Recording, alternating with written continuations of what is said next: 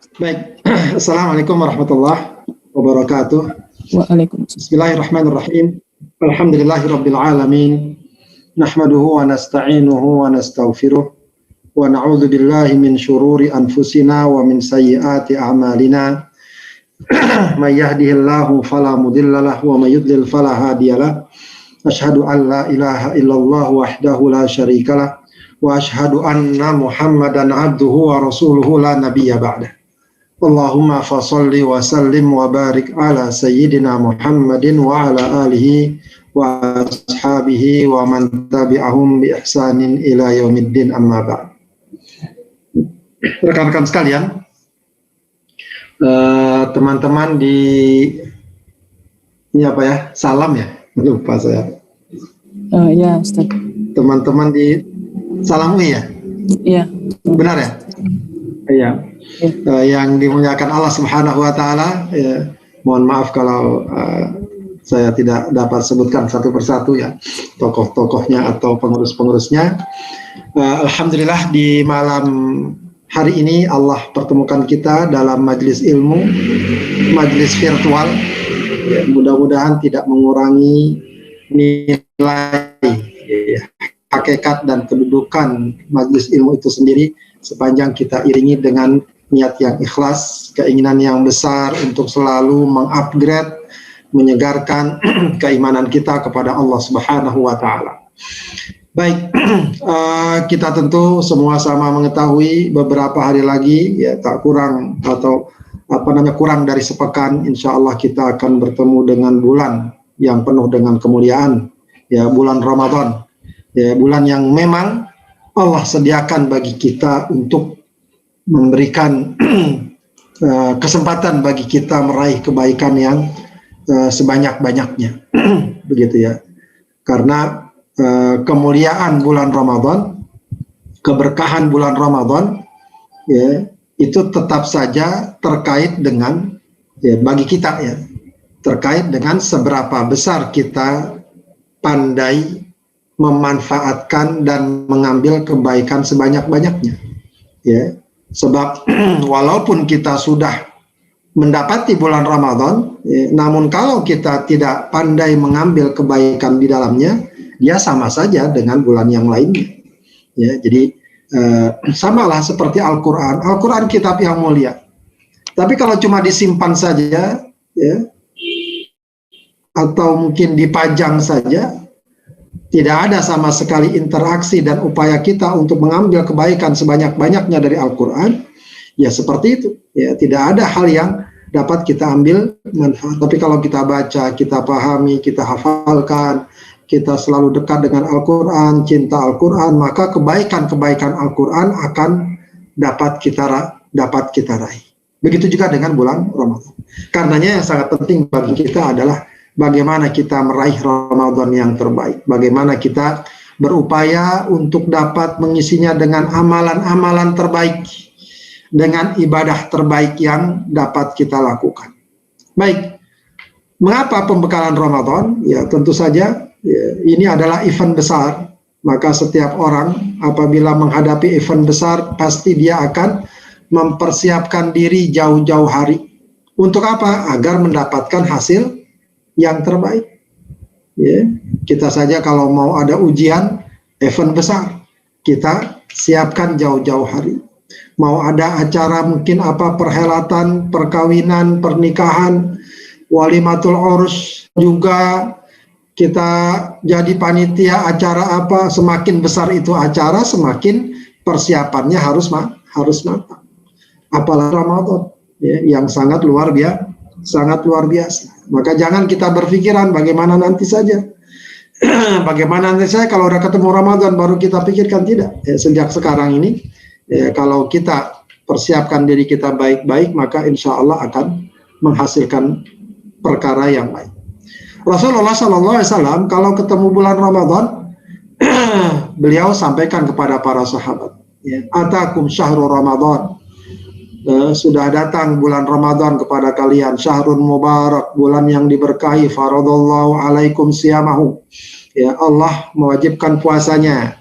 Tuftahu abwabus sama, pintu langit dibuka, wa tughlaqu fihi abwabul jahim, pintu neraka ditutup, wa tughallu fihi maradatus syayatin, ya, pembesar setannya diikat, lillahi fihi lailatun, Allah memiliki satu malam khairun min alfi syahr, yang lebih baik dari 1000 bulan. Man hurima khairaha faqad hurim, yang terhalang dari kebaikan Ramadan, sungguh dia orang yang benar-benar terhalang.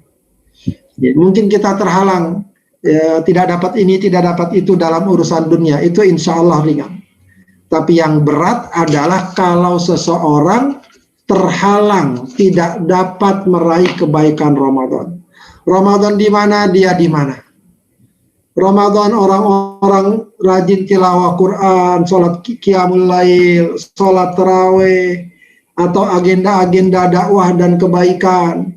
Dia justru malah asyik di kafe, ya, asyik di permainan-permainan yang tidak ada kaitannya dengan Ramadan, ya, asyik dengan gadgetnya, dengan konten-konten yang kadang-kadang jauh nilainya dengan Ramadan, asyik dengan tontonan-tontonannya dan seterusnya.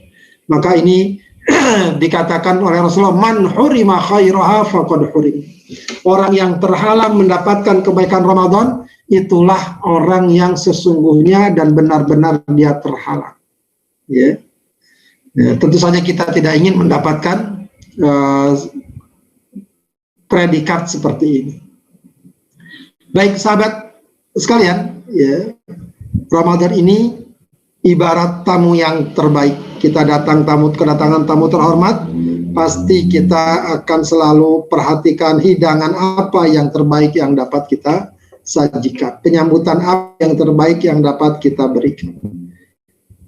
Maka sebagaimana Ramadan adalah tamu yang terbaik, kita siapkan hidangan yang terbaik, maka untuk bulan yang terbaik ini hendaknya kita sediakan amal yang terbaik. Ya. Kalau kita perhatikan, ya, bulan Rajab dan bulan Sya'ban itu adalah gerbangnya Ramadan. Ya. Kenapa? Karena di bulan Rajab, di bulan Sya'ban, ya, kaum muslimin sudah diingatkan dengan ibadah-ibadah yang banyak, khususnya ibadah puasa. Begitu ya. Ya, sehingga Rajab dan Sya'ban itu, ya, boleh dikatakan sebagai pemanasan, sebagai warming up, ya, dari Ramadan, ya. Makanya para ulama, ya, salafus saleh itu memberikan sebuah pemahaman, Rajab syahruz zar'i wa Sya'ban syahrus saqi wa Ramadan syahrul hasad. Rajab itu bulan menanam, Sya'ban itu bulan menyiram, dan Ramadan itu bulan untuk memanen. Ya, memanen itu maksudnya adalah kalau seseorang di bulan Rajab, di bulan Sya'ban sudah mulai meningkatkan, ya, ibadahnya, membiasakan ketaatannya, maka insya Allah Ramadan dia tinggal panen, dalam arti akan ringan baginya melakukan berbagai macam ketaatan dan ibadah. Kemudian terkenal juga doa yang sering dibaca, meskipun ini memang diriwayatkan dengan riwayat yang dhaif, ya, namun sebagai sebuah doa dia baik-baik saja. Ya, bahkan selain itu pun kita boleh berdoa. Ya, apalagi makna doanya bagus. Allahumma barik lana fi Rajab wa Sya'ban wa balighna Ramadan. Ya Allah, berkahi kami di bulan Rajab dan Sya'ban, dan pertemukan kami dengan bulan Ramadan. Ya, doa ini setidaknya memberikan pesan dan gambaran kerinduan orang beriman untuk dapat bertemu dengan Ramadan. Ya, meskipun tentu harus kita pahami, ya, kerinduan kita bukan sekedar pengen bertemu. Ya, jangan sampai kita pahami Ramadan asik, ya, rame, semarak, ke masjid enak, ke sana enak, nanti ada takjil, kita bisa ngabuburit segala macam. Rame-ramenya yang kita inginkan. Ya, tapi bagaimana kita mendapatkan hasil yang terbaik di bulan Ramadan. Baik, rekan-rekan sekalian yang dimuliakan Allah, karena itu kita butuh sekali persiapan. Ya. Yang pertama, yang penting sekali kita siapkan adalah persiapan batin kita. Siapkan batin kita, siapkan jiwa kita. Dengan apa? Bersihkan niat. Ya, niat kita mau ketemu Ramadan untuk apa? Kadang-kadang suka ada gambaran, oh nanti Ramadan enak, ya rame, banyak hiburan, banyak televisi, ya banyak diskon segala macam. Ya. Nah, yang kayak gitu dikesampingkan dahulu. Niat Ramadan ini saya ingin meraih ridho Allah, ingin memperbaiki diri, ingin mendapatkan berkah dan kebaikan dari Allah di bulan Ramadan. Maka bersihkan niat. Ya, yang paling utama kita cari ridho Allah. Kita cari ampunan Allah, rahmat Allah, janji Allah untuk memerdekakan hambanya dari neraka. Itu bersihkan niat, kuatkan niat itu. Ya. Jika niat kita baik, insya Allah Allah akan berikan ya, jalan kebaikan tadi. Ya. Kita sungguh-sungguh ya, kita kuatkan azam kita, maka insya Allah akan Allah berikan kemudahan. Walladzina jahadu fina lanahdiyannahum subulana. Yang bersungguh-sungguh dalam jalan kami akan kami cari, berikan subul. Ya, subul itu jalan keluar, caranya. Ya, mungkin kita udah berpikiran, oh nanti gimana ya? Ya, saya kuliah banyak tugas, gimana saya nanti puasa? Gimana nanti saya sholat tarawih? Kalau kita udah merasa berat duluan, biasanya yang ada adalah hal dan halangan. Tapi kalau kita udah kuatkan azam, pokoknya nanti bagaimanapun saya harus puasa. Bagaimanapun juga saya kalau malam harus tarawih. Ya. Nah, pokoknya nanti saya Ramadan harus khatam sekali minimal. Azam yang kuat ini insya Allah akan memudahkan kita untuk mendapatkan peluang-peluang, pertolongan-pertolongan, kemudahan-kemudahan dari Allah Subhanahu wa Ta'ala. Maka hadirkan azam. Ya, paling tidak ya, niat yang bersih, azam yang kuat. Kalaupun tidak dapat kita wujudkan, jika benar-benar masalahnya natural begitu ya, karena ada masalah, ada uzur, ada hal yang tidak dapat kita hindari, maka azam dan niat itu sudah cukup bagi kita untuk mendapatkan pahala dari kebaikan dari dan pahala dari amal itu. Ya, sebab Rasulullah mengatakan orang yang biasa melakukan suatu amal lalu terhalang karena sakit atau sebab yang lainnya, dia tetap mendapatkan kebaikan tersebut. Man hamma bihasanatin falam ya'malha katabahallahu indahu hasanatan kamilah. Orang yang ingin berbuat kebaikan namun dia tidak melakukannya, Allah akan berikan satu kebaikan sempurna. Maka kuatkan azam. Ya, jangan justru yang tergambar nanti ya berat gimana ya, aduh saya bagaimana, akhirnya apa? Ya berat beneran. Ya susah beneran. Kemudian ya, termasuk persiapan batin, perbanyak ibadah khususnya puasa. Ini udah sedikit lagi ya. Nah, malah sebenarnya kalau udah tinggal sehari 2 hari itu ada hadis larangan berpuasa. La taqaddamu Ramadan biyaumin aw yaumaini. Ya, jangan dahulukan Ramadan dengan berpuasa sehari 2 hari sebelumnya, kecuali kita pada hari itu kita biasa berpuasa. Begitu ya. Jadi ini sekarang udah mepet, paling nggak besok nih hari Kamis masih ada kalau kita mau puasa ya, itu insya Allah masih bisa. Ya, atau ibadah-ibadah yang lainnya, tilawahnya sudah mulai kita rajinkan, perbanyak. Biasanya kalau tilawah mungkin cuma sehalaman 2 halaman, tambah setengah juz, tambah 1 juz, kuatkan kita ya. Ramadan nanti ketemu kita udah biasa. Kemudian persiapan batin juga apa? Bertaubat, istighfar, minta ampun kepada Allah Subhanahu wa Ta'ala. Begitu ya. Karena apa? Kita mau masuki Ramadan. Ya. Ramadan ini salah satu janji Allah yang besar selain takwa adalah istighfar, ampunan. Ya. Janji Allah di bulan Ramadan yang sangat besar itu ampunan. Makanya janji-janjinya siapa yang puasa, siapa yang sholat malam, yang dapat Lailatul Qadar, itu semuanya janjinya ampunan. Ampunan dari Allah. Ya. Maka agar kita dapat itu ya perbanyak istighfar. Bertaubat. Ya, kalau kemarin-kemarin sholat masih ada yang ditinggalkan.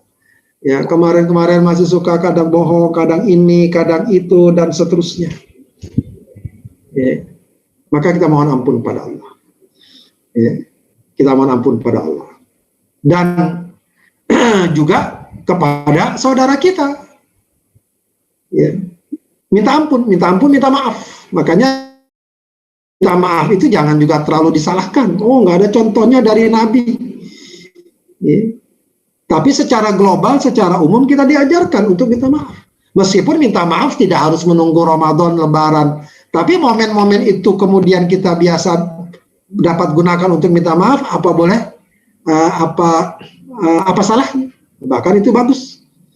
Ya, mau ketemu Ramadan minta maaf segala macam, ya itu bagus. Ya, kita mungkin jauh dari orang tua, kita telepon, kita minta bapak, ibu segala macam, atau saudara atau siapa, maafkan kalau ada salah dan seterusnya. Itu lalu kita akan masuk Ramadan dengan hati yang bersih. Baik. Kemudian persiapan fisik dan materi, ya tentu pola hidup sehat, ya. Ini buat teman-teman nih yang mungkin kebanyakan masih remaja, ya, yang saya juga sebelum punya anak remaja, ya. Ya kelihatan ya anak-anak kadang tidurnya begadang. Ini harusnya sudah coba diatur, ya, dikelola. Ya usahakan sedapat mungkin. Paling enggak di bawah jam 12, jam 11, jam 10 bisa tidur, itu udah bagus. Ya itu pola hidup sehat. Ya istirahat yang cukup, kemudian ibadahnya yang banyak. Ya, jangan sampai nanti malam nggak tidur, pagi-pagi tidur, dan itu tidak sehat. Tidak sehat secara fisik, ya, tidak sehat juga secara keimanan dan ketakwaan. Ya, belum lagi makanan-makanan juga, ya, asupan-asupan. Tentu saja paling utama masalah kehalalannya, lalu masalah kesehatannya, ya itu juga harus diperhatikan. Ini termasuk olahraga, apalagi pada masa sekarang, masa pandemi seperti ini kita harus betul-betul ekstra juga. Ya sebab siapapun tahu, ya kita pun juga pasti merasakan kalau lagi sakit ibadah nggak ada enak-enak. Ya, orang lagi sakit jangankan ibadah, tidur aja nggak enak. Ya, apalagi dibuat sholat, dibuat puasa dan seterusnya. Maka kesehatan itu mahal, ya dijaga baik-baik. Itu amanah Allah yang sangat besar, nikmat Allah yang sangat besar. Ya, kadang-kadang masalah sakit itu ya memang tentu takdir, tapi umumnya ya, disebabkan oleh ulah kita juga. Ya, maka kita patut ya niatkan juga ini. Ya, sebagai bagian dari niat untuk mendapatkan kebaikan Ramadan, saya pengen sehat di bulan Ramadan, begitu ya. Pengen sehat di bulan Ramadan. Bahkan juga menyiapkan materi yang cukup ya. Ya ini mungkin entah apakah sudah ada yang mulai dapat penghasilan dan seterusnya. Cobalah ya kita niatkan. Ya, kita jangan cuma mengharapkan oh dibagi enak bulan Ramadan banyak yang bagi. Kita harus sudah mulai berpikir ya, apa yang bisa saya bagi? Apa yang bisa saya beri? Ya, jadilah orang yang senang berbagi, bukan senang dibagi. Nah, itu kan juga butuh persiapan ya. Ya, paling tidak ya jajanan-jajanan atau hal-hal yang konsumtif kita tunda, kita kurangi. Kenapa? Saya bagi aja deh, gitu ya. Atau kita ajak teman kita makan bersama, buka bersama, itu sesuatu yang sangat bagus. Baik, kemudian ini yang tak kalah pentingnya, ya persiapan ilmu, persiapan pemahaman, ya pahami kedudukan bulan Ramadan secara utuh. Jadi Ramadan ini jangan cuma dilihat sebagai tradisi, sebagai budaya, ya sebagian orang melihatnya seperti itu. Si budaya saja, tidak ada penggalian-penggalian yang lebih dalam tentang Ramadan. Padahal kita tahu bagaimana dahsyatnya dan besarnya keagungan bulan Ramadan. Kenali seluk-beluk ibadah Ramadan. Ramadan bukan cuma bulan puasa saja, ya, bukan cuma bulan puasa saja. Nanti kita coba gali, ya, yang ini nanti berkaitan dengan amalan-amalan apa yang bisa kita lakukan. Kemudian pahami hakikat ibadah di bulan Ramadan, khususnya ibadah puasa, agar kita bisa menangkap ya substansinya. Nah ini penting. Ya, ibadah itu, rekan-rekan sekalian, ibadah itu ada yang sifatnya mazohir, yang tampak, yang kelihatan, yang kita lakukan itu namanya mazohir. Boleh kita bilang namanya ritual. Ya, kita sahur, kemudian terbit fajar kita berhenti makan. Nanti kita maghrib buka, nah itu namanya ritual. Kita sholat takbir Allahu Akbar, baca Al-Fatihah, ruku, i'tidal, sujud, duduk, sujud lagi, bangun lagi, nah itu namanya ritual. Itu penting nggak? Penting. Ya, itu harus kita lakukan. Jangan kita katakan, itu nggak penting itu. Tidak, itu penting. Tapi ada juga yang harus kita hadirkan, bukan sekedar ritualnya, tapi maqasid, tujuannya, substansinya, hikmahnya. Itu namanya maqasid. Boleh kita katakan sebagai spiritual, semangatnya, spiritnya. Itu pun harus kita tangkap. Jangan sampai ibadah lepas dari spiritnya. Ya, itulah yang nanti akan sering memberikan kesan dan gambaran buruk dari ibadah. Rajin sholat kok ngomongin orang. Nah, itu spiritnya nggak ada. Padahal sholat apa? Sholat itu kata Allah, wa aqimis sholata li dzikri. Ya. Tegakkan sholat untuk ingat aku, kata. Maksudnya apa? Orang kalau sholat itu tujuannya agar dalam kehidupannya selalu ingat Allah. Setiap perbuatan dan ucapannya akan disesuaikan. Ini Allah senang apa enggak? Ini Allah benci apa enggak? Ketika dia ngomongnya dusta, menyakiti orang. Kalau kita ingat Allah, kita gagalkan. Oh, enggak mau saya begini. Ya, kenapa? Allah enggak suka. Begitu. Kalau dia ingat Allah, nggak mungkin dia mau menerima atau mengambil hak orang lain. Dia korupsi, dia ambil, dan seterusnya. Kenapa? Ingat Allah. Allah nggak ridho dengan hal ini. Begitu. Itu namanya apa? Substansi, spirit dari ibadah. Nah, Ramadan ini harus kita ambil spiritnya. Ya, paling tidak sudah Allah jelaskan ya, kutiba alaikumusiyam kama kutiba alal ladzina min qablikum la'allakum tattaqun, agar kalian bertakwa. Takwa, spirit takwa, spirit untuk tunduk patuh pada Allah. Dan takwa ini kalau dalam konteks Ramadan, ya, takwa ini sebenarnya lebih kepada upaya, tindakan atau sikap untuk meninggalkan sesuatu, khususnya dari ibadah puasa. Ibadah puasa adalah kita meninggalkan sesuatu. Nah, ini harusnya kita tangkap. Ya, jangan sampai kita asyik ibadah, tapi spiritnya kering. Ya. Memang betul orang puasa umumnya, sholat tarawih juga ramai. Kok ya, masih ringan berbuat maksiat, masih ringan omongannya tidak jujur, ya. Masih gampang melakukan hal-hal yang tidak benar. Nah, itu spiritnya belum ditangkap. Padahal ya, semua keburukan yang Allah tidak ridho mestinya dia tinggalkan dari spirit ibadah puasa itu. Nah, ini yang seharusnya selalu kita hadirkan. Jadi kita nggak ada orang yang senangnya dengan spiritnya tadi ya, semangatnya yang penting jujur, yang penting baik, yang penting nggak ganggu orang, yang penting kita bermanfaat. Tapi ritualnya dia tinggalkan, sholat enggak, puasa enggak, tarawih enggak. Nah, ini kita nggak inginkan. Sebab ritual itu lambang ibadah ketaatan kepada Allah. Atau kebalikannya, ritualnya betul dia lakukan, dia jaga sholat, puasa, haji, tilawah, tapi spiritnya kering. Tidak ada refleksi atau istilahnya implementasi dari ibadah yang dia lakukan dengan praktek kehidupan sehari-hari. Ya, Ramadan ini sekali lagi bukan sekedar untuk Ramadan, tapi bagaimana agar itu memberikan efek. Makanya nanti ada istilah kun Ramadan, kun Rabbaniyan wala takun Ramadaniyan. Yang Rabbani. Rabbani itu apa? Orang yang selalu dekat kepada Allah. Buah dari Ramadan itu Rabbani. Bukan Ramadanian. Ramadan itu maksudnya apa? Ibadahnya di bulan Ramadan doang. Ninggalin maksiatnya di bulan Ramadan doang. Tahu nggak doang? Doang itu saja maksudnya. Ya. Ada diskotek tutup. Ya bagus sih Ramadan, kita senang. Maunya sih habis Ramadan tutup juga. Gitu. Orang-orang yang ahli maksiat libur Ramadan. Iya, kita senang. Bagus. Maunya terus begitu ya. Jangan cuma Ramadan kita tutup, nanti kita lanjutkan lagi. Tidak demikian. Baik. Nah, ini yang tadi kita inginkan, dan ini yang kalau tadi temanya adalah amal unggulan, ini bisa kita jadikan sebagai amal unggulan. Intinya adalah ya, Ramadan bukan sekedar bulan puasa. Betul, bulan puasa adalah ibadah utama di bulan Ramadan. Ya.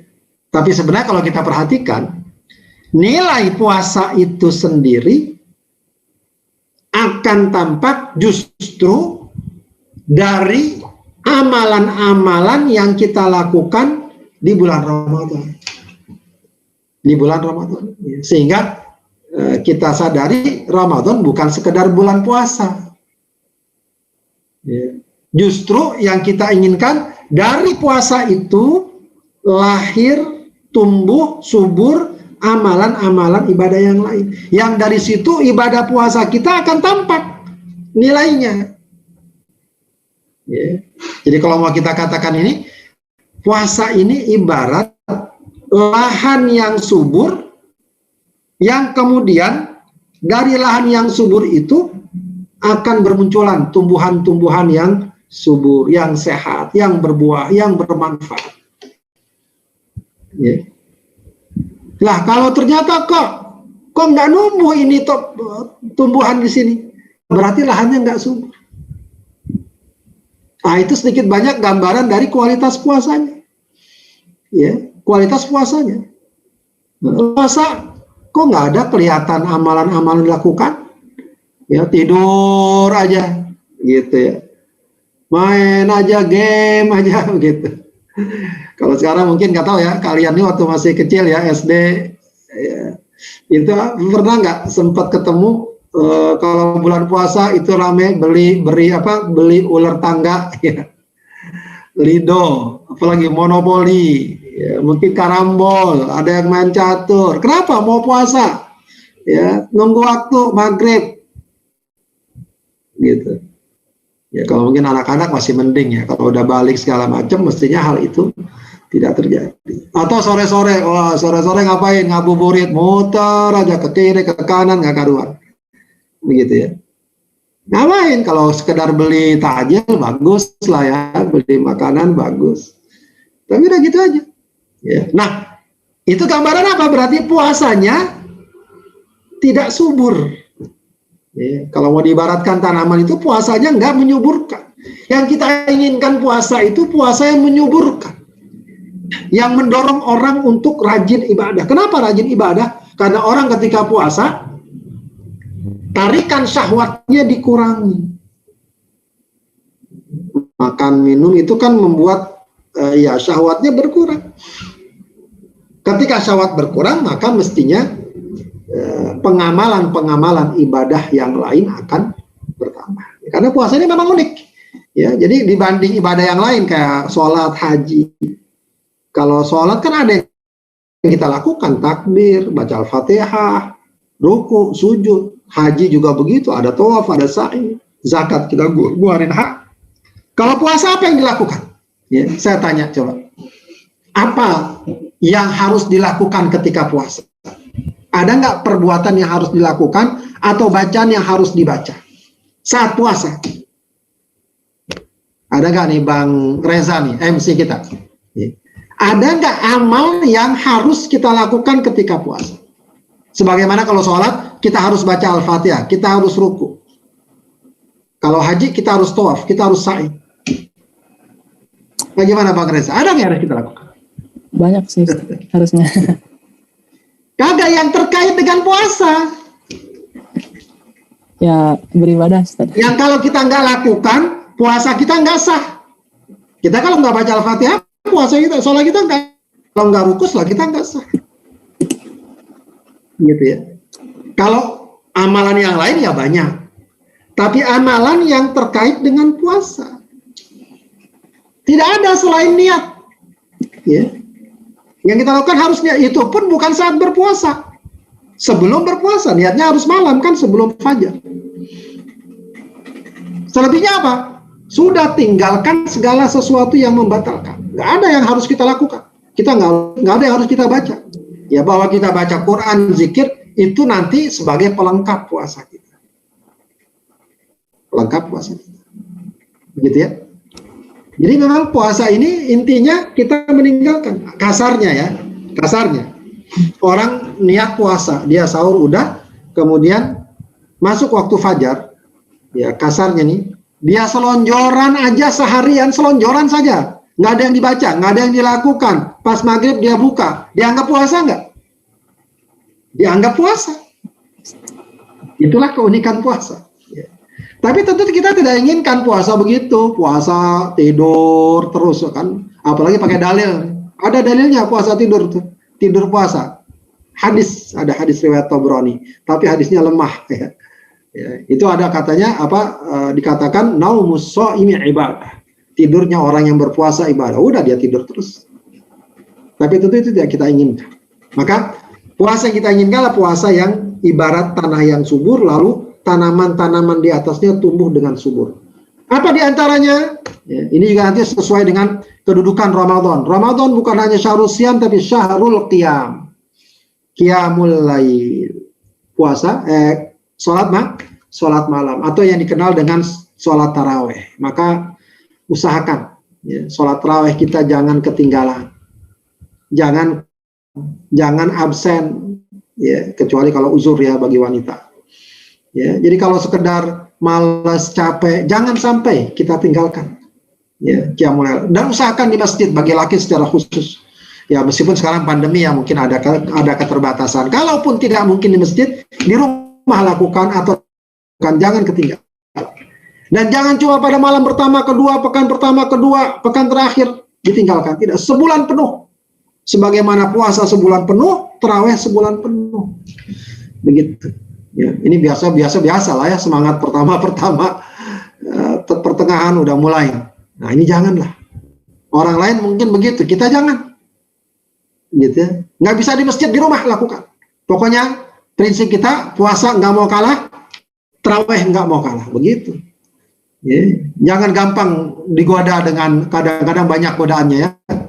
Entah mungkin capek, ngantuk, biasa, apalagi kalau bukanya kekenyangan. Nah itu dari buka udah kita atur tuh. Ini kalau saya makan kekenyangan nggak enak, tarawihnya udahlah saya makan secukupnya. Kalau mau nanti habis tarawih baru saya makan.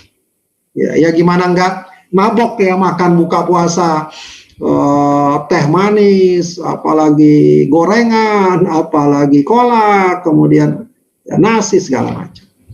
Berat, ya, atur agar kita bisa tarawih dengan nyaman.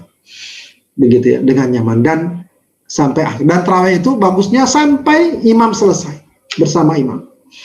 Ya, bersama imam. Jadi jangan gampang tergoda. Yang bikin tergoda kadang tayangan televisi atau acara-acara. Nah, ini mungkin teman-teman ya, kadang-kadang suka bikin acara, mungkin sekarang agak jarang ya. Acara buka bersama atau apa. Itu jangan sampai mengorbankan tarawih. Maksudnya kita ada rapat ini. Tarawihnya ditunda dulu, nggak usah dulu, jangan. Atur apakah sebelum tarawih atau kita tarawih dulu lah, nanti baru rapat. Jadi jangan wah betul bagus rapat dakwah apa, tapi nggak tarawih jangan. Ya, diatur, insya Allah bisa. Ya, bukan berarti nggak penting rapat-rapat segala macam. Ya. Apalagi kalau sekedar saya nggak bisa tarawih kenapa kemarin ke mall jalan-jalan jajan segala macam. Ya itu juga jangan. Ya. Sayang. Ya, ini amalan unggulan kita. Amalan unggulan yang tidak boleh kita abaikan. Kemudian syahrul Quran, nah, berarti juga termasuk amalan unggulan kita dengan Al-Quran. Ramadan, jelas-jelas syahrul Quran. Syahrul Ramadan alladzi unzila fihi Al-Quran. Tadi sudah dibaca oleh qari kita. Ya, Ramadan adalah bulan diturunkannya Al-Quran. Ramadan mulia diantaranya kenapa? Diturunkannya Al-Quran. Maka kita kalau pengen mulia di sisi Allah, maka terimalah Al-Quran. Terima Al-Quran dengan membacanya, dengan dekat dengannya, mempelajarinya, dan seterusnya. Maka jadikan Ramadan juga bulan Al-Quran. Perbanyak tilawah-tilawah kita, bacaan-bacaan kita, zikir kita, ya, dengan Al-Quran. Begitu ya. Targetkan, nggak apa-apa. Targetkan, nggak apa-apa. Ya, kita katakan sebulan ini khatam sekali, paling nggak setiap hari sejuz atau lebih. Begitu ya. Insya Allah mudah itu, kalau kita upayakan maksimal. Kemudian Ramadan juga syahrul sodakoh. Ini tadi kita singgung ya. Mungkin kita nggak punya banyak uang, paling nggak ada semangat sodakoh. Ya berarti kalau memang masih menerima kiriman dari orang tua, ya kita atur berapa untuk sodakoh. Ya, jangan seperti anak-anak kecil ya, SD, makan, iya kasih jajan. Mana yang buat sodakoh? Jadi buat jajan beda, buat sodakoh beda, gitu ya. Kalau kalian udah besar sudah harus bisa ngatur. Dapat uang kiriman dari orang tua, ya sudah, berarti kita yang pandai-pandai ngatur. Ini untuk sedekah sebagian. Apalagi kalau kita udah bisa mencoba misalnya penghasilan, maka sisakan untuk sedekah. Berbagi. Rasulullah itu di bulan Ramadan sangat dermawan. Padahal di luar Ramadan beliau terkenal dermawan. Jadi memang Ramadan ini bulan untuk memperbanyak sedekah. Ini pun amalan unggulan. Makanya Masya Allah ya, kalau di bulan Ramadan ini insya Allah, meskipun memang ya masih banyak lagi dibutuhkan. Ya sedekah di mana-mana mengalir. Ya itu kita harus ikut di dalamnya. Ya jadi jangan cuma sekedar kalaupun sekarang mungkin kita senang ya nerima sedekah, ada yang ngasih buka bersama nih, kita senang nggak? Senang. Ya harusnya itu mengingatkan kita, menyadarkan kita kalau sekarang saya senang menerima sedekah, ada yang memberi buka bersama atau apa. Suatu saat saya ingin menyenangkan orang, gitu ya. Paling tidak begitu. Kalaupun sekarang belum mampu banyak bersedekah, paling tidak niatkan. Ya, niatkan. Semoga Allah berikan rezeki yang cukup sehingga kita banyak bersedekah. Sebab orang yang bersedekah itu semestinya lebih berbahagia daripada orang yang menerima sedekah. Kebaikan dari sedekah yang dia berikan lebih banyak dari kebaikan orang yang menerima sedekah. Ya. Apalagi kalau sudah masuk zakat wajib, zakat fitrah, ya, itu juga harus sudah dikeluarkan. Kemudian Ramadan adalah syahrud doa. Ramadan ya adalah bulan untuk kita banyak berdoa kepada Allah. Tadi ayatnya sudah dibaca juga ya, dalam surat Al-Baqarah 183 hingga 187. Itu di tengah pembahasan tentang puasa Ramadan, Allah menyelipkan satu ayat yang sebenarnya ya tidak berkaitan langsung dengan Ramadan dan puasa. Ayat tentang apa? Ayat tentang apa ayatnya? Wa idza sa'alaka ibadi anni fa inni qarib ujibu da'watad da'i idza da'a. Ya. Jika hambaku bertanya kepadamu tentang aku, maka katakan aku dekat. Aku akan mengabulkan doa orang yang berdoa jika dia berdoa. Begitu ya. Maka Ramadan ini hendaknya kita perbanyak doa. Ringan sebenarnya. Ya, jadi jangan dikira doa ini cuma sekedar kita minta sama Allah. Doa itu ibadah sudah. Semakin kita banyak minta, semakin kita banyak ibadah. Ya udah jangan terlalu diperhatikan dikabulkan apa enggak, dikabulkan apa enggak. Doa saja. Yakin Allah kabulkan. Selesai. Ya. Atas keinginan Allah. Bisa jadi tidak sebagaimana yang kita minta, tapi Allah inginkan yang baik buat kita, pasti akan diberikan. Begitu ya, syahrul doa. Maka perbanyak doa, dan itu ringan kan? Bahkan lebih ringan kalau baca Quran. Kadang-kadang kita harus memegang Al-Quran segala macam. Doa bisa sambil jalan, ya termasuk zikir di dalamnya. Ya, bisa kita sambil jalan, istighfar, baca sholawat, kita Rabbana atina, Rabbik firli wali walidayya, dan seterusnya, ringan. Perbanyak doa. Ramadan juga syahrus sabar. Nah, ini juga termasuk perkara besar. Ya. Di bulan Ramadan ini kita harus mampu bisa mengambil energi dan spirit kesabaran. Ya, kata para ulama, puasa ini ya, itu mengandung 3 kesabaran. Ya, dan kesabaran itu memang ada 3 jenisnya. Semuanya ada dalam puasa. Pertama apa? Sabar dalam ketaatan. Sabar dalam menjalankan ketaatan. Kita mesti sabar ya. Namanya ketaatan ya mau nggak mau pastilah ada ujiannya. Kita mau rajin sholat, rajin ini, pasti ada ujian. Sabar. Kedua, sabar dalam meninggalkan kemaksiatan. Kita tinggalkan. Ya. Dengan puasa kita tinggalkan apa yang Allah larang. Apa yang membatalkan puasa. Kita sabar. Karena memang tarikan syahwat akan biasanya mengajak kita untuk melanggar ajaran Allah. Kita sabar. Kemudian sabar dalam kesulitan. Puasa sulit, lapar, haus, belum dengan apabila ada kegiatan lain. Ya, tapi kita sabar. Maka bulan Ramadan ini bulan untuk melatih kesabaran kita. Ya, cuma memang kadang-kadang kalau kita kurang menangkap masalah ini, ya justru kita jadi sering emosional. Lagi lapar-lapar ada yang ledek misalnya. Ada yang bikin sewot, langsung kita, ente ini orang lagi pada puasa sudah dengan bahasa-bahasanya lah. Padahal ketika puasa itu mestinya tingkat kesabarannya lebih tinggi. lebih tinggi. Ini yang kita katakan substansi tadi, mestinya ada. Baik, kemudian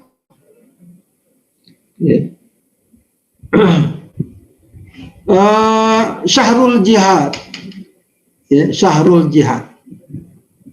Ramadan adalah bulan berjihad. Nah, ini sekarang nih istilah jihad ngeri-ngeri sedap ya. Padahal sudah tidak ya. Jihad itu indah. Jihad itu Masya Allah.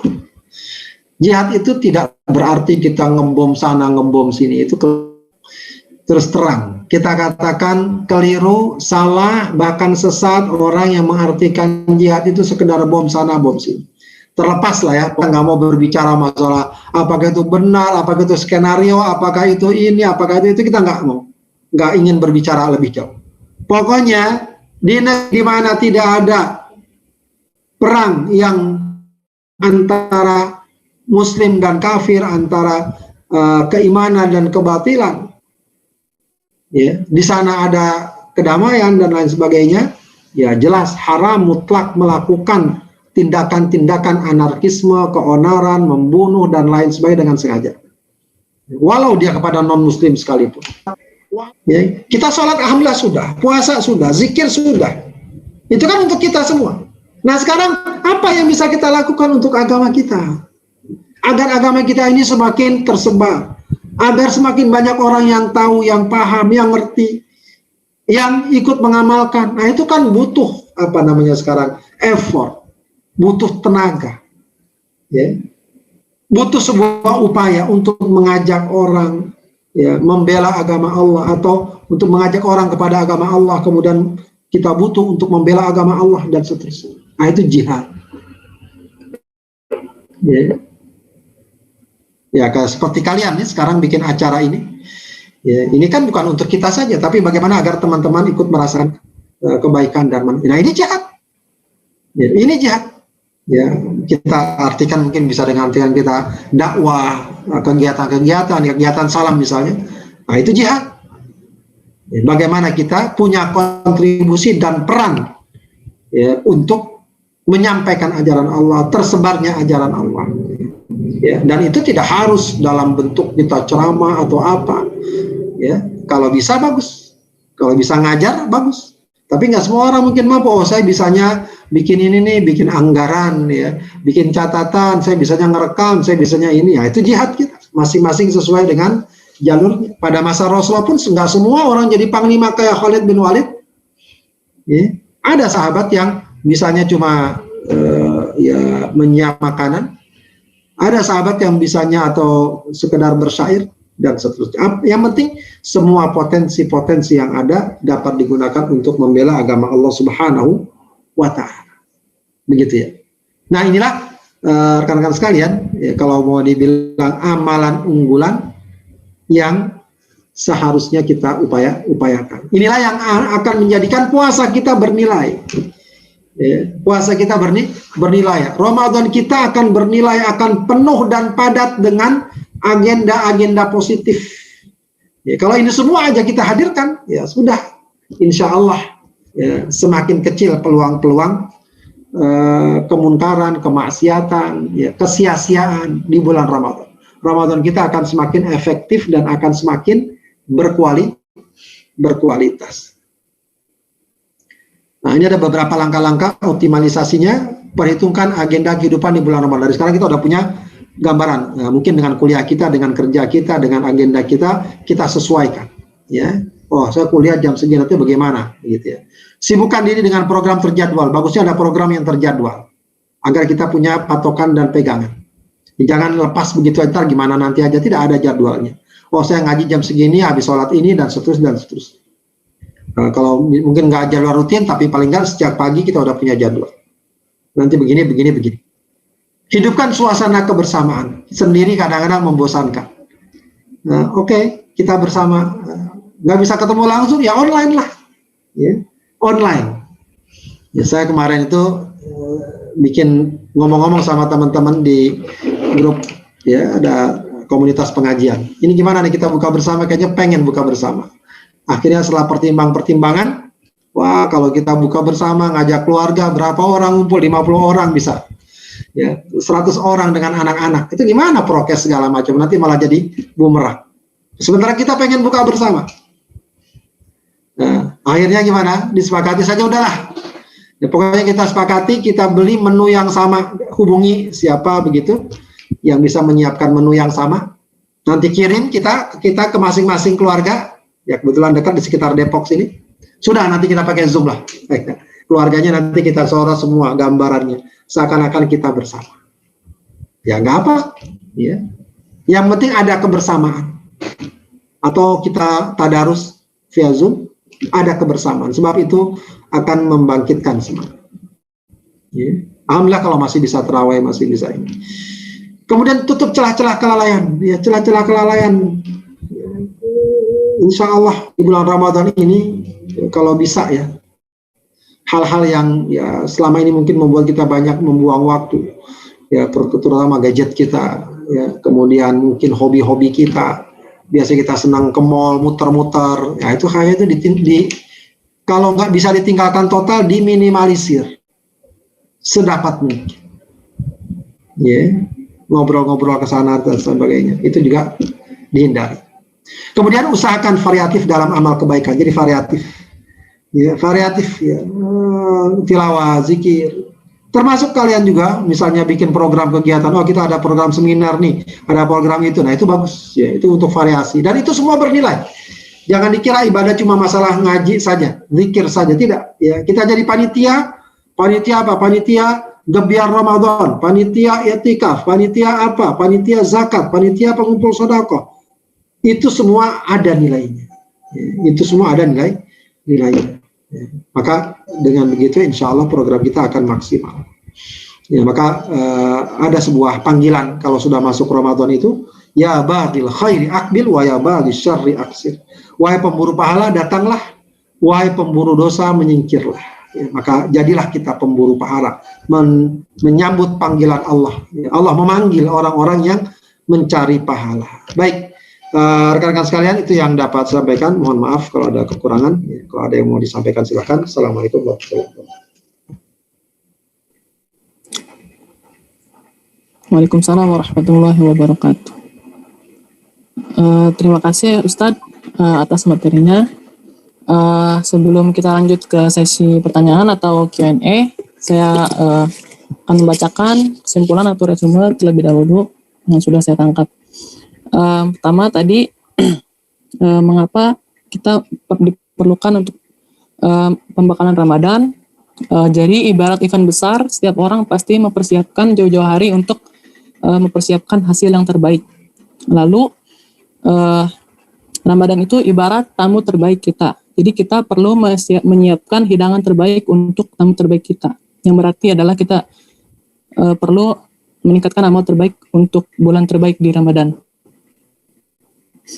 Lalu bulan Rajab dan bulan Sya'ban merupakan gerbang Ramadan. Bisa diibaratkan sebagai pemanasan sebelum Ramadan. Jadi Rajab diperlukan banyak ibadah pada bulan Rajab dan Sya'ban, terutama ibadah puasa. Lalu kita juga perlu beberapa persiapan sebelum bulan Ramadan. Yang pertama adalah persiapan batin, yaitu kita membersihkan niat kita, lalu menguatkan azam kita dari jauh-jauh hari, lalu kita memperbanyak ibadah, khususnya ibadah puasa, lalu bertaubat dan beristighfar. Lalu ada juga persiapan fisik dan materi, kita meningkatkan pola hidup sehat kita, lalu menyiapkan materi yang cukup untuk beramal soleh di bulan Ramadan. Lalu ada juga persiapan ilmu. Kita perlu juga memahami kedudukan bulan Ramadan secara utuh, lalu perlu mengenal juga seluk-beluk Ramadan, lalu memahami hakikat ibadah di bulan Ramadan, khususnya ibadah puasa, agar kita menangkap substansinya, tidak hanya beribadah. Lalu Ramadan bukan sekadar bulan puasa, Ramadan juga merupakan bulan Qiyam Ramadan, lalu bulan Sodakoh, dan juga bulan sabar, lalu bulan Al-Quran, bulan berdoa, dan bulan jihad. Lalu yang terakhir, bagaimana sih langkah-langkah optimalisasi pada saat Ramadan? Yang pertama itu kita memperhitungkan agenda kita di bulan Ramadan, lalu kita menyibukkan diri dengan program terjadwal kita, lalu kita menghidupkan suasana kebersamaan pada bulan Ramadan, lalu kita menutup celah-celah kelalaian di bulan Ramadan. Yang terakhir, kita juga mengusahakan agar mempunyai kegiatan variatif dalam amal kebaikan. Mungkin itu saja untuk kesimpulan. Lalu kita langsung saja masuk ke sesi selanjutnya, yaitu sesi tanya jawab.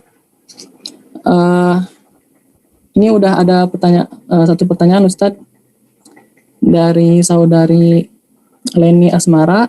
Beliau bertanya, izin bertanya dan mohon maaf jika pertanyaan ini di luar materi Ustadz. Misalkan orang tua kita semasa hidup ada yang puasanya belum diganti karena hamil dan menyusui serta sakit. Nah, bagaimana cara kita sebagai ahli waris mengganti puasa ortu kita tersebut? Terima kasih Ustadz. Baik, kalau ada orang punya utang puasa, lalu dia keburu meninggal dunia, maka ada dua cara. Yang pertama bisa membayarkan fidyah, sejumlah puasa yang ditinggalkan.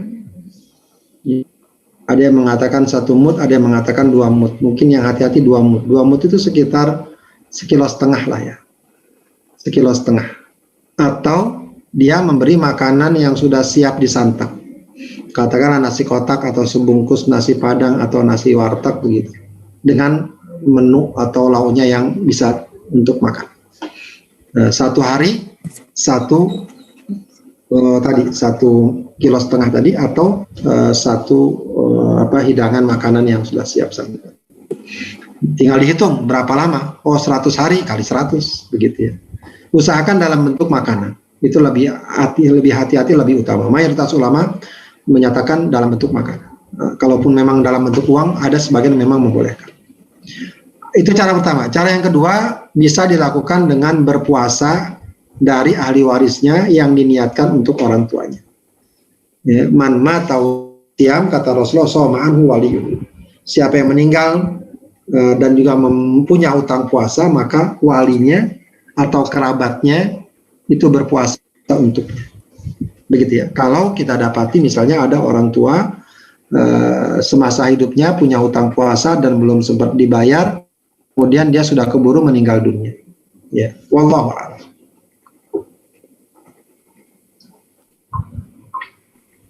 Oke, jazakallah Ustadz atas jawabannya. Kita langsung saja ke pertanyaan selanjutnya dari saudari Suci Nur Hasanah. Assalamualaikum Ustadz, izin bertanya, bagaimana kita dapat mengukur bahwa kita telah menjalani Ramadan dengan maksimal? Ya mungkin sederhananya ya,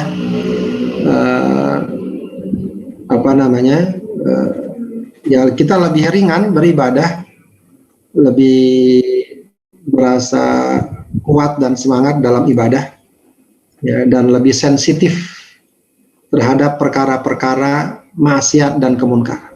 Ya, sebab di antara balasan orang yang suka taat itu Allah mudahkan ketaatan. Jadi ibarat kalau dulu tuh ada sepeda, saya masih kecil tuh ingat ada sepeda, ada dinamonya, ya itu kalau dia muter-muter itu nanti akan bisa menghasilkan listrik dan buat lampu ketika itu.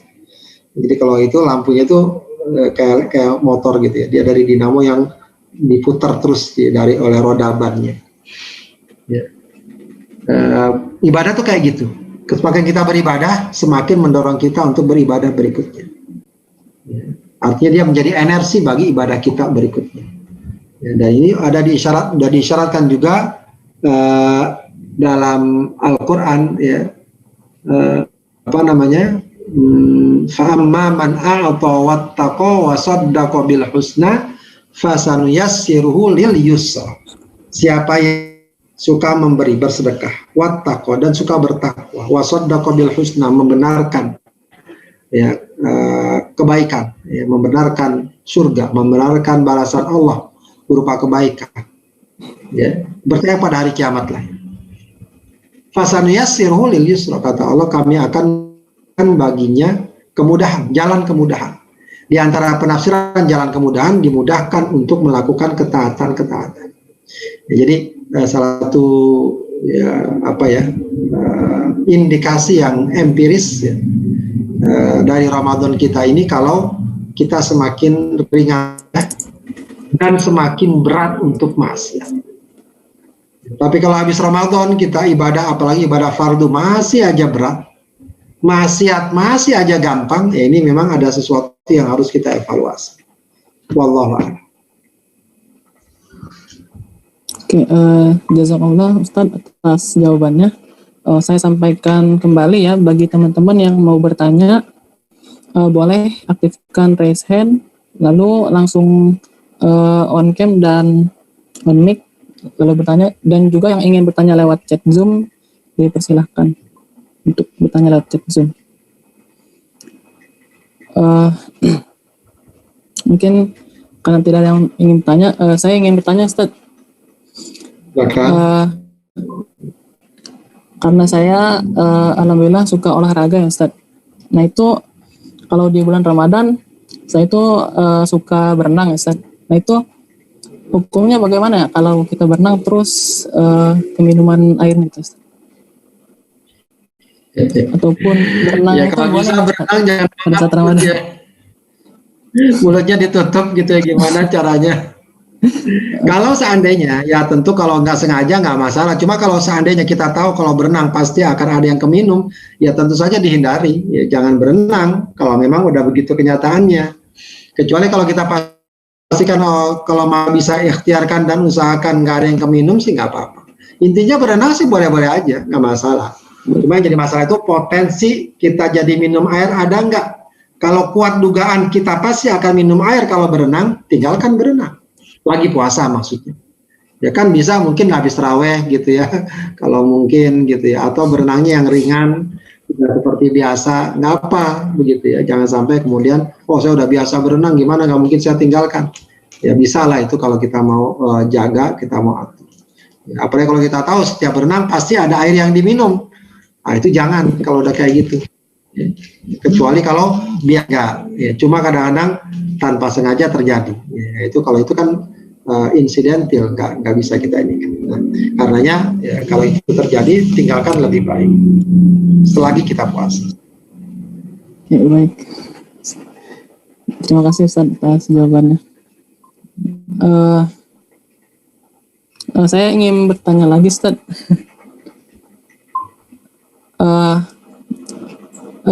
Gimana ya Ustaz caranya biar kita itu istiqomah beribadah di bulan puasa gitu. Jadi jujur aja saya itu sering juga di bulan puasa itu semangat untuk beribadah tuh di awal-awal aja gitu Ustaz. Jadi ngafal Al-Quran biasanya di awal-awal tuh masih lumayan banyak gitu Ustaz, tapi di akhir-akhir mulai menurun. Gimana ya Ustaz cara mengistiqomahkan? Ya pertama tentu ikhlas, azam yang kuat. Memang perlu azam, perlu ikhlas. Ya, biasanya tuh keistiqomahan akan mudah terganggu kalau azam kita kurang kuat. Atau lebih ada dominasi ya, sadar atau nggak sadar ya. Kadang-kadang kita melihat Ramadan ini karena rame-rame aja kan. Ya, kalau seandainya nggak rame gimana? Apakah kita tetap semangat tarawih, ngaji segala macam? Ya itu kan terkait dengan niat, ya, terkait dengan azam yang kuat tadi. Nah itu pertama. Yang kedua, tentu saja kita ukur ya kadar diri kita. Di antara yang bikin orang lemah itu adalah dia terlalu menerapkan target yang terlalu tinggi, akhirnya yang tinggi enggak, yang dikit enggak gitu ya. Artinya dia logis-logis saja. Ya. Oh saya Ramadan ini mau 5 kali khatam, padahal sekalipun berat misalnya. Ya yang logis ya, dengan kesibukannya. Kecuali kalau dia nggak ada kerjaan, mungkin. Ya, kalau ada kerjaan, apalagi mahasiswa banyak tugas segala macam, dia logis. Ya, yang penting ibadah itu bukan sekedar banyaknya, tapi yang penting kontinunya. Ya, dia kontinu baca Al-Quran setiap hari 1 juz, ya, sampai akhir. Ya, itu lebih baik daripada dia 1 hari langsung 3 juz, 5 juz, besoknya libur. Ya, itu nggak bagus. Jadi kontinu. Ya, sholat malam juga begitu. Itu yang kedua, artinya tahu kapasitas dan ukuran. Kemudian memang hindari juga kejenuhan. Ya, jenuh makanya tadi dianjurkan untuk variatif. Ya, jadi bukan berarti kita Ramadan ini nggak ada tawa, nggak ada apa, tidak. Ya, suasana riang tetap harus ada. Mungkin kalau di tengah keluarga ya kita ngobrol sama orang tua, sama saudara atau sama tetangga, ya bercengkrama itu penting. Atau variatifkan kegiatan. Ya, ngaji terus kadang-kadang capek juga. Apakah kita gerak-gerak sedikit? Apakah mungkin nggak apa juga? Ya, kalaupun tadi saya bilang masalah hobi apa, ya nggak apa-apa hobi itu, tapi jangan terlalu makan banyak waktu, ya, jangan terlalu makan waktu yang banyak, ya, kita atur secukupnya. Ini refreshing itu nggak apa-apa juga, itu bagian dari upaya kita untuk menghilangkan kejenuhan, begitu ya. Kemudian ya kalau kita merasa kejenuhan itu muncul, paling nggak sadari dulu, ya, berdamai dulu dengan diri kita, jenuh nih ngapain kayak ya. Nanti kita kembalikan lagi kesadaran itu, semangat itu dari awal. Begitu seterusnya, latih terus diri kita. Ya, sama lah kita dengan olahraga. Olahraga kadang-kadang kita jenuh kan. Ya, jalan kaki, jogging, besok jenuh. Ya udah gantilah. Ya, nanti renang atau apa, gitu. Agar tetap kita berolahraga, tapi variatif. Wallah. Baik Ustaz. Ini mungkin pertanyaan terakhir nih Ustaz.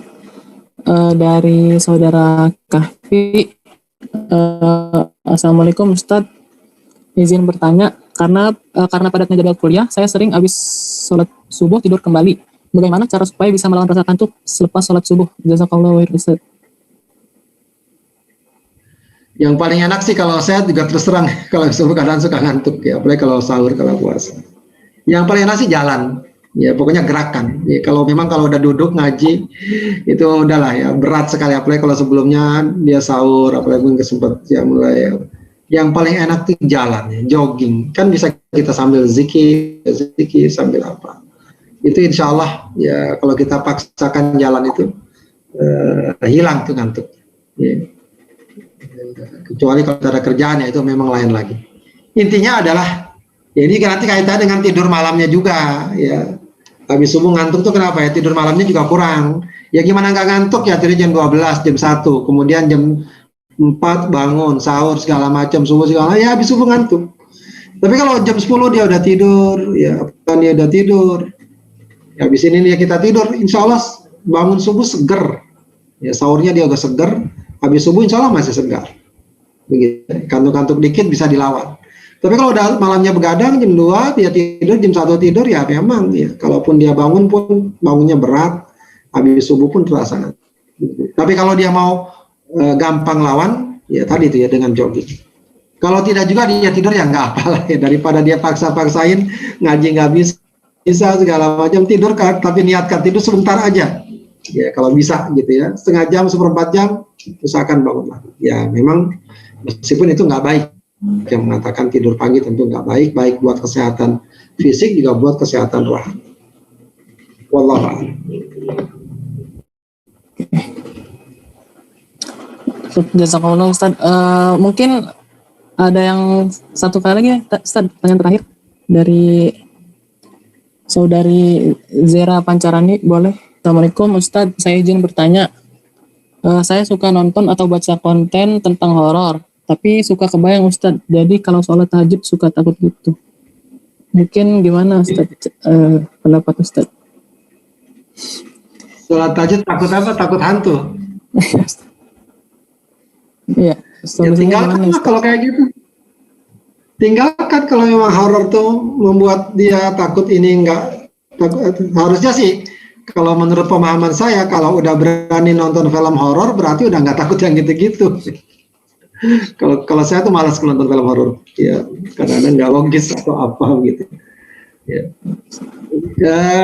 Intinya apa ya? Sesuatu yang membuat kita jadi bermasalah, baiknya memang ditinggalkan. Ya, ditinggalkan. Gantilah ya tayangan-tayangan yang mungkin lebih mendidik, walaupun tetap menghibur, toh ada, begitu ya. Jadi jangan sampai kemudian itu kemudian menghantui kita, jadi hantu jadi menghantui kita, begitu ya, menghantui kita, begitu. Kesimpulannya sih sebenarnya kalau seseorang percaya dan kuat keyakinannya, ya hal-hal itu nggak nggak seharusnya membuat dia takut, membuat dia was-was. Tapi memang manusiawi ya, orang kalau sudah melihat sesuatu, apalagi walau sekedar itu hanya tayangan saja, ya, tapi bisa jadi itu ya, juga ya menimbulkan perasaan was-was. Yang paling efektif ya tinggalkan, atau paling nggak kurangi hal tersebut. Ya, jangan kemudian dimasukkan dalam sebagai keyakinan ya. Kalaupun dia nonton film horor itu ya sebatas pada hiburan saja, jangan kemudian menjadi oh ternyata hantu itu ada atau begitu atau begini. Itu sesuatu yang sebenarnya tentu kita tahu lah ya, bahwa itu semua fiksi saja. Ya, kalaupun ada kasus kejadian bukan sesuatu yang sifatnya permanen. Ya, mungkin ada 1-2 kejadian yang dialami, tapi bukan sesuatu yang permanen sebagaimana digambarkan dalam film-film horor tersebut. Ya, perbanyak zikir kalau memang dia muncul kekhawatiran dan ketakutan. Baik Ustadz, terima kasih banyak atas jawabannya. Mungkin itu pertanyaan terakhir ya untuk pekan ini. Alhamdulillah kita sudah di penghujung acara. Terima kasih kepada Ustadz dan seluruh peserta yang sudah meluangkan waktunya untuk hadir pada acara kali ini. Semoga dengan hadirnya kita di acara ini bisa menambah keberkahan dan juga ilmu yang bermanfaat untuk menjadi sebaik-baik hamba. Selanjutnya ada pembacaan doa oleh Ustadz Haidir. Waktu dapat dipersilakan Ustadz. Baik, mari kita tundukkan hati kita, mohon kepada Allah kebaikan-kebaikan di dunia maupun di akhirat, ya, dan juga dijauhkan dari segala bencana, musibah, ya, penyakit. Juga saudara-saudara kita yang sedang mengalami sakit atau musibah, semoga juga diangkat penyakitnya, diangkat musibahnya. Astaghfirullahaladzim, astaghfirullahaladzim, astaghfirullahaladzim. Hamdan yuafi ni'amahu wa yukafi'u mazidah. Ya Rabbana wa ilahana lakal hamdu wa lakal syukru kama yanbaghi li jalali wajhika wa 'azimi sultanik. Allahumma shalli ala sayyidina Muhammad wa ala ali sayyidina Muhammad. Rabbana taqabbal minna innaka antas samiul alim wa tub 'alaina innaka antat tawwabur rahim. Allahumma barik lana fi Sya'ban wa ballighna Ramadan wa wafiqna bi'ibadatika wa ta'atika ya arhamar rahimin. Allahumma yassir umurana wa balligh maqasidana. Allahumma ya muqallibal qulub tsabbit qulubana ala dinik. Allahumma ya muqallibal qulub tsabbit qulubana ala ta'atik. Allahumma ij'alna min ahli siyam wa min ahli al-qiyam wa min ahli al-Qur'an wa min ahli as-sadaqah wa min ahli ad-du'a wa min ahli al-jihad birahmatika ya arhamar rahimin. Allahumma shfi mardana warham mautana. Rabbana hab lana min azwajina wa dhurriyyatina qurrata a'yun waj'alna lil muttaqina imama. Rabbi ighfirli wa li walidayya warhamhuma. Rabbana ighfir lana wa li walidayna warhamhuma kama rabbayana shighara. Rabbana atina fid dunya hasanah wa fil akhirati hasanah wa qina adzaban nar. Subhana rabbika rabbil izzati amma yasifun wa salamun ala mursalin walhamdulillahi rabbil alamin. Wassalamualaikum warahmatullahi wabarakatuh. Jazakallah Ustadz atas doanya. Mari kita bersama-sama menutup acara kali ini dengan membaca hamdalah alhamdulillahirabbil alamin, dan selanjutnya kita bersama-sama membaca doa kafaratul majlis. Subhanakallahumma wa bihamdika asyhadu an la ilaha illa anta astaghfiruka wa atubu ilaik. Oke, dengan ini acara kali ini resmi selesai. Sekali lagi terima kasih kepada Ustadz dan teman-teman yang sudah menyempatkan hadir untuk acara kali ini.